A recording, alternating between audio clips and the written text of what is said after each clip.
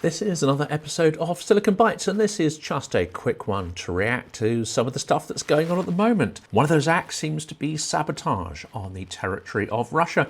We're going to dive into that and also try to put it in a little bit of historical context. Before we do, thank you to everybody who helps the channel out through Patreon and Buy Me a Coffee. It is immensely appreciated, and it really helps us do things like what we're doing this week, which is filming interviews in Odessa, in Ukraine. Well, let's jump into the episode.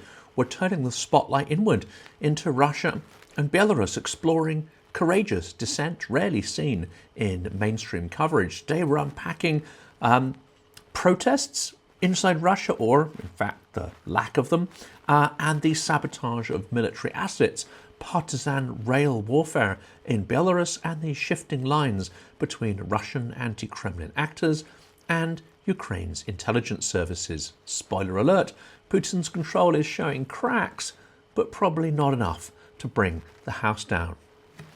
Public protests in Russia remain incredibly rare and now seem to be confined to places outside the capital or even outside ethnically majority Russian areas. 2022 was the high watermark of protests that were explicitly anti-war.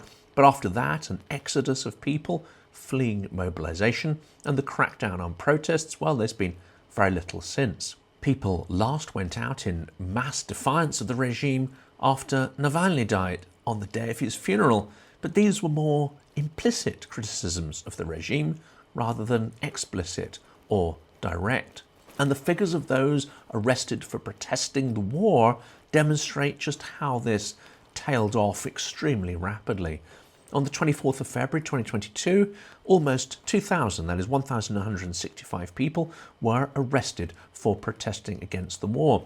27th of February 2022, that number was 2,857. 6th of March was really the high watermark of that. 5,572 people arrested for protesting the war. Considering Russia is a country of many, many, many tens of millions, that of course is a relatively small number. Not just relatively, it's a tiny, tiny number.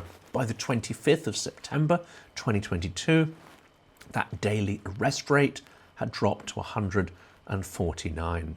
And that was it. There really have not been any major demonstrations against the war since. It is, though, symbolic acts of defiance that have now become the only conduits for protest, and things like that do gain a little bit of media attention. One prominent activist, Ildar Dadin, once imprisoned and tortured for peaceful protest, ultimately crossed the border to join Ukraine's armed resistance, as the Wall Street Journal reported. Ildar Dadin ultimately chose armed resistance, joining Ukraine's Siberian battalion. During a mission near Avdiivka, he was fatally wounded. His death symbolized the dwindling prospects for internal Russian opposition. His story captured a tragic transition from non-violent protest to battlefield defiance, and that is a path mirrored by others quietly moving from dissent to sabotage. In fact, to fight in Ukraine is the only route left for those who really want to show active defiance and opposition to Putin's regime. There is the new story, and that's why we're issuing this episode today. It is aircraft sabotage. A Russian Su-27 jet ignites on the tarmac. This is a dramatic escalation. It occurred when a Russian Su-27UB fighter jet burst into flames on the airfield tarmac, a blaze later claimed by the Ukrainian military intelligence to be the act of internal resistance. This, according to the Kiev Independent. The Russian Su-27UB fighter jet catches fire in an apparent act of resistance. Ukraine military intelligence says this was reported today. No official Russian statement acknowledged the cause, but the timing and circumstances do hint at sabotage. Perhaps it is a project by intelligence services of Ukraine or a signal from Russian dissenters fed up with the war machine. The latter is, of course, an optimistic view and Of course, the Russian regime will try to label this act of sabotage as purely a Ukrainian provocation, as they will not want their own citizens or indeed the foreign media thinking that they have an internal sabotage problem. So, what signs of resistance have we seen to Putin's war now that we're entering the 4th year of the full-scale war? Well, again, the signs are really concentrated in that first year, and one of the most notable ones was the Belarus rail war. Partisan logistics nightmare for Lukashenko's regime, and it is a good example of what can happen when the regime goes too far. Across the border in Belarus, the rail lines once seen as the Kremlin's lifeline became the front line of sabotage. In early 2022 alone, around 80 acts of sabotage hit signalling equipment, tracks and relay cables across Belarus. Delays and confusion worked in Ukraine's favor. The Washington Post quoted a clandestine railway worker saying that the sabotage had wreaked havoc on supply lines. These operations are not isolated. These cyber partisans, along with groups like Stop the Wagons and BOAK, that is the Combat Organization for Anarcho-Communists, yes, that is real apparently, have carried out cyber and physical attacks in both Belarus and Russia, according to Wikipedia. Stop the Wagons engaged in sabotaging Russian railways to prevent the transport of equipment, fuel and ammunition to the war in Ukraine.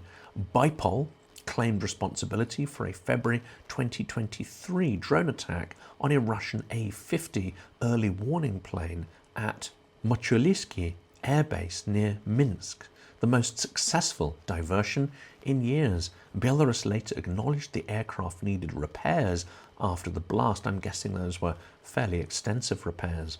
This so-called rail war stalled convoys and disrupted Kremlin logistics, raising profound questions about the scale and organization of resistance inside Putin's sphere. Is this grassroots chaos or something deeper?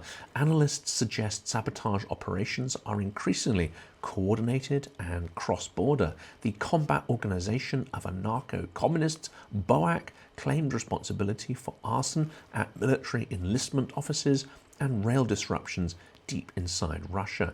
Wikipedia notes BOAK has some of the most active subversive forces in Russia since the war began. Meanwhile, Atesh, a Crimean Tatar resistance cell, has even infiltrated occupied Ukraine, targeting logistics behind enemy lines. SIPA's report stated that their work is vital to Ukraine's chances of victory. The sophistication, cyber encryption, rail coordination, drone sabotage suggests shared intelligence and perhaps Ukrainian collaboration, though attribution for the projects remains murky.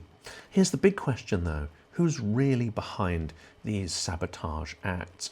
Are they Ukrainian intelligence operations placed on Russian and Belarusian territory, or are they genuine Russian internal resistance? Yet, local groups like BOAK, Stop the Wagons and cyber partisans insist on domestic origin, declaring themselves anti-Kremlin rather than being Ukrainian proxies. One BOAK statement says the war in Ukraine created opportunities for the revolutionary minority to deepen the crisis of the system. So we have a growing grey zone, sabotage with hints of nationalist ideology, communist ideology, performed by Russians, enabled or inspired by Ukraine, but not necessarily under Kiev's control. Or this could all be a complete fiction, and these may all be Ukrainian proxies. We just don't know. So here's the takeaway. Dissent in Russia is no longer just about public protest. In fact, it's not about public protests at all. That is not possible. The only outlet is sabotage. Planes burn, rail lines stall, resistance groups invade cyberspace, tracks and even airfields, as today's events showed us. Ukrainian intelligence operations may be able to blur the lines, but Russian activists do risk their lives. But is it on a scale that can make a difference? Or is it more akin to a flea bite on a bear's butt? Their sabotage is a message, of course, that Putin does not have complete impunity to endlessly escalate his war. But neither are these acts of sabotage at a sufficient scale to end the war or even significantly hold up Putin's war machine. We can only hope that they grow in scale and ambition, because Putin shows no sign of wanting to stop the killing and destruction in his pointless war.